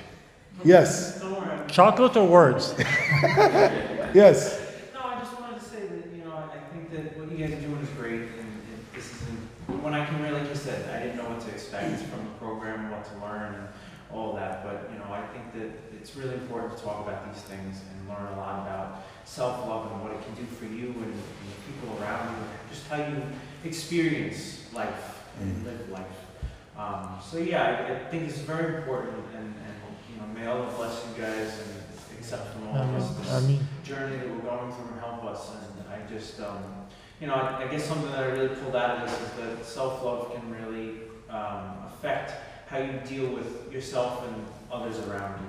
And Absolutely. it's very important to build on that so you can have a good relationship first and foremost with yourself and others around you that are important in your life. No. May Allah bless you. When there was a time I gave a khutbah and we have a signing sheet about those that can help, because I have lectures, I'm planning lectures. He and his wife came and would like to be part of it. Mashallah. So Alhamdulillah, so we're gonna use them. Use them and abuse them. Oh yeah. No. Work on your self-love, guys. We can do Work that. on your self-love. Yes, Sister Sarah. I think for me, the two things I'll take away, and I think maybe if this is helpful for folks, the self-love piece and the attitude of gratitude, which is always one of my favorite Imam Yaki sayings, is really key. And I think some of you may know, I work in international development, and I actually work in stabilization in conflict zones. So I'm the one that's sending fire trucks and ambulances into Syria and dealing with all the big conflicts over the last 20 years. I've worked on, I've lived in many of those countries. And I will tell you that type of work is very difficult. Yeah. And without the self-love, without the ability to go to bed every night saying, I did the best I could today, I'm not going to solve the conflict. I'm not a president or a prime minister, but I did what I could do today. And then waking up the next morning being grateful that today's another day that I can do what I didn't get to do yesterday. And I think it's important, and you can turn your mentality around by having that, even in the face of some really, really difficult, Zubi knows, of course, Imam Yaki knows some of the conflicts I've worked on, and some days are very tough. So you have to, otherwise you get paralyzed, right? I would be paralyzed. I would be useless to all of my staff, to all of our beneficiaries, to all of the people I'm trying to help if I just kind of went down that rabbit hole of there's nothing I can do, I'm useless, I'm this big in this world, what's the point? I think that's the one thing that I appreciated today. I think the other piece too, that I continue to remind myself is the accountability part. So taking self-awareness and the responsibility part and actually translating that to action.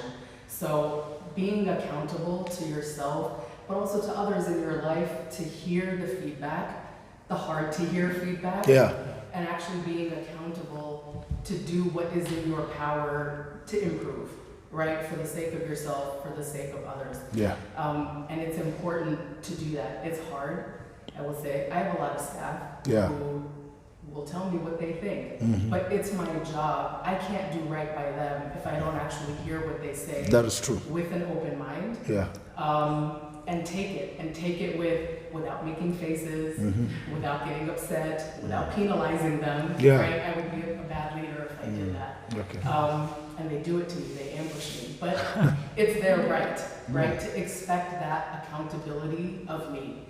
And so I try to remind myself that in my personal life too, that accountability exists, even to little brother, right? I owe it to him too. Even if it's hard. I'm the oldest. It's hard to listen to the younger ones.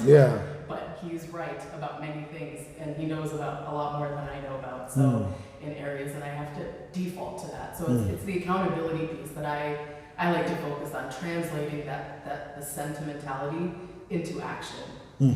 Wow, sister, I think we're gonna plan about conflict. I don't know, conflict resolution, for example. No, look. We need that. We need that skill. Okay, since that is your major, that's your field. Believe me, we're gonna use you. Oh yeah. Inshallah, we're gonna in the near future. I mean, this year we're gonna have that lecture, conflict resolution, because a lot of us, we've destroyed our families, we've destroyed our communities because of lack of that skill, conflict resolution. Thank you very much, but don't forget our cookies. Yeah, I just want to say something. This is something that I really appreciate. Two things: having a teacher in our crowd, and really kind of like having us looking at you and learn that we're sitting here, because you're talking about the practicality of it, right? Because a lot of us think this is all theoretical. So thank you so much. I enjoyed every word you said, except for Zubi. The second part, by the way, if you notice, she said as a leader. Emotional intelligence is key for leadership. People with IQ, they don't succeed in leadership, and I'm sure she might have, you might have dealt with colleagues who might have the same position. They fail terribly. Put a book in front of them, they will do well. Oh yeah. Dealing with others, and wallahi, this is one of the main things. Emotional intelligence makes great leaders. And she said that's what keeps her there. And I'm sure her team appreciate that she has the ear to listen to. So if you want to be leaders, emotional intelligence is your go-to thing. So I rarely, by the way, learn something from the crowd. So Zubair, you're really lucky to. You can abuse him. It's all right. You have the free pass. But thank you so much. I really Forget about appreciate you. it. Forget about him. He's not here. But let's go to sister with the blue khimar. Yes. Assalamu alaikum. Wa alaikum assalam. I thought this lecture was really good. I learned a lot, and it's my first time here. Allahu Akbar. Okay, inshallah, next time we will do better and advise us. How can we do better? Inshallah. You guys are actually doing a really good job. We're doing good job? Remember, there's always room for improvement. Right? Yes. Of course. Yes. Please, because he has a long list of what we will be doing and we will let you know. We wanted to make sure that we are good listeners. You know, believe me, we've had all kinds. Imam, you yell at us, you know. And sometimes I'll be given khutbah and I would come down when I hear those voices. Hey, Imam, you are yelling. And I'll come down. But for the record, you can yell back. We have had discussions. Thank you, yeah. So we are a community, and wallahi, when you come here, we appreciate you, and nobody has, our leadership is not, hey, why did you do this? Why did you do that? So we thank you very much for coming, and inshallah, keep following, sort of programs. Inshallah, we will be having one soon. Let's come to the sister. Yes, sister. So two things that you both have mentioned, self-awareness and self-examination. These are the things that I was never taught growing up. So it's a new topic that I've been learning about myself and I've been practicing, but this discussion has been a very positive reinforcement for me to continue that practice and learn more. Okay. And also be aware of the things that I need to fix and take responsibility of it. Okay. And learn from my experiences. So I wasn't expecting this, but I really needed to learn about self-love. I've been watching videos and reading things, but I needed an Islamic perspective of self-love, and it is an act of worship, which is something I found out today, and that would drive me Alhamdulillah. more. Alhamdulillah. MashaAllah. May Allah bless you, sister, and protect you. Yeah. Is that your... Wife? Yes. Yes. Because... Did you notice that he paused? Yeah. When do you go home? Because actually the reason why, because they are always twins, they are always together. But I wasn't sure. Maybe I'm getting old. So I said, I don't want to make a mistake. And I did. Previously I made a lot of mistakes. Is that your wife? She's your... No, Imam, she's at home. Okay, Sister Farah. Sister Farah is one of my, right now, tafsir class, she's always there. Sister Farah. Jazakallah khair for today's seminar. Okay. It's very informative for me. Okay. But I'm searching myself, so the topic was very interesting, so that's why I'm here. This is Okay. the first time. And Okay. it will helpful for me. And Inshallah. love, care, respect, tolerance, and other good things for others. Okay. Make Okay. us good. Thank helping you. others. So a lot of things I will, next time I will speak. Right now I'm very happy. Okay. I'm a listener. Okay. Listen, she took that from, she's a listener. Yeah, Good. she always will bring me water. She said, Imam, don't touch your water in the office. This is a special one for you. May Allah bless you and protect you. Inshallah. Imam, is that your wife? Who? What? Is somebody here? I don't know. Oh my God. Sister Khadija. Sister Khadija. Forget about... I There are didn't two see- Khadijas. There are two? Okay, I'm talking about the pinkish khimar Khadija. The one who's visible, right? Not the invisible. Okay. Yes. Sister Khadija, tell us, because everybody is contributing, and surely we will put it together, and next time we'll actually make it better. Yes, Sister Khadija. The first Khadija and then the second. You forget about that. Yes.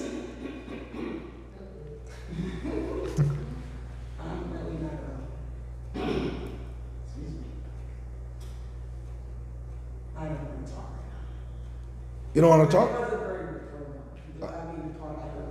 Okay. Okay. Okay. Inshallah, you like it? Allah. The reason why I go back to work to be able to give what I give you, like in the hospital setting, tell me about. And I had to get you. He said, "Well, I'm only a chef." I said, "Why do you say that?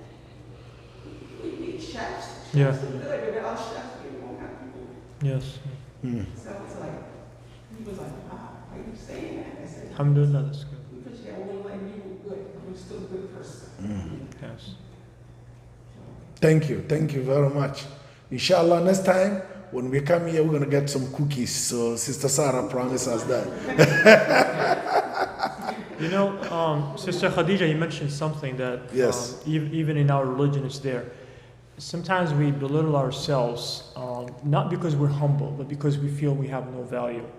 And think about it, Nuh alayhi salam, that huge ark that he built, he did not build it by himself. If it wasn't for the people that were with him, even though they're not mentioned by names, he would not have been able to build that ark, right? And we are the offsprings, right, from that small group of people. So beautifully done, and that's really preaching the Islam, right? It's like, don't belittle yourself. Chef or whatever position that you have, you are an essential person. You know, Sister Sarah will tell you, she's a leader, but without her team, her position would not even exist, right? So everyone has a role, and they're essential within that role that they have. So thank you for really, I mean, this is a beautiful thing, that you take Islam and practice it, you know. She did not preach anything other than really giving that person the self-value. And you wearing the hijab, you know, I always tell people, stop preaching and in the way that, you know, we typically do. Be a Muslim. Be that positive plus that is there, and people will really see what Islam is all about. So thank you, and hope you're not belittling that, which you're doing, which we can't do, because we only take the minbar. You're really out there, right? Just like Sister Sarah said, day in and day out, right? So whatever role that you have, you're having that impact. So thank you so much. The other Sister Khadija. Oh, forget about her. No, I want to hear from her. Who wants to hear? Who wants to hear from Sister Khadija, guys? Thank you, Zubi, and then you'll be next. She just got here. No, I saw her. She did not just get here, Sheikh. I'll go call the Adhan, what time is it? 21. Oh, Yeah, we no, I still wanted got a to few say minutes. some- I We wanted still got to a say couple something minutes. about you before you Sister Khadija, go on. I'm here because I want to listen from you. Wa alaikum salam. First of all, I'm sorry I'm late because I'm just from Syracuse. I went and helped the weather to move her staff back. She's done with the third year rotation. So that's why I'm late. But I'll try next time to be early, so I miss all the lectures. But the questions that I'm hearing is really, really good. So let's keep it up, and inshallah we'll do better. Inshallah. Okay, thank you for this. Forget about this one. Okay, Dr. I keep forgetting. I will come to Zubair. Zubair will be the last. Saving the best for last. Dr. Rafiq. Dr. Rafiq, actually, there was a time when he's a psychiatric, right? Yes, back home. Here I'm a mental health behavior specialist. Okay, mental health behavior specialist. You see, these are the resources that we have. And we have to use. He came to my office and said, Imam, this is my field. Anytime you need my service, let me know. So, alhamdulillah, very humble too. He wants to go and call the adhan now. So, inshallah, all of you are going to use your resources, inshallah. Okay, Mr. President. Forget about him. Forget about him. So, two things. And spark an example we talked about, like Dr. Rafi said. As a businessman, I always think about debt and money and things like that. And I learned that at a very early age. There's a movie from the 90s, and I don't condone watching these movies, but it's called The Bronx Tale, and it's about like an Italian mafia, you know. Yeah. But there was a takeaway that I learned from there. One of the kids owed another kid $20. And every time they saw that kid, they would chase him. Like his whole gang would go and chase him. And that kid would say, I got it tomorrow, He'd run away. And they'd chase him and chase him and chase him throughout the entire week, for weeks and all through the summer. And one of the older guys said, why are you always chasing that kid? He goes, well, he owes me $20. I'm going to get it from him one way or another. He goes, look at it this way. Leave the dead alone. You got to live with him for $20. You never have to worry about him ever again. Just leave him alone. And then as you get older, you go the next step farther that you forgive that person. You forgive them whether you do it to their face or not. You ask Allah to forgive them. Yeah. I've forgiven that dead. So it was always something that kind of stuck with me that, you know, we chase these things, but, you know, sometimes it's better for you to leave it alone. And you kind of get rid of it rather than it's stuck in your head. The second part, like you guys said, I'm part of the leadership here. It's my job to be the punching bag here, right? And, you know, our community is really good at punching. Yeah, that is true. You have the muscle for it. So, I want to say thank you to our imams, thank you to our sheikhs. We did this on purpose. We know it was going to be a light crowd. We know it's summertime. The first 2 lectures are done like this on purpose. But spread the word. Let's, you know, once we get back into fall, we're going to have much bigger crowds and we're going to kind of solidify some of the stuff. We're all working on this together. But let us know. You know, I'd like to think I'm pretty good at listening to feedback and trying to implement it. And I have my shortcomings doing it. I've done or saying it to anybody, I apologize as well. As Saeed said, that's part of leadership. So that's all I have. Thank you very much.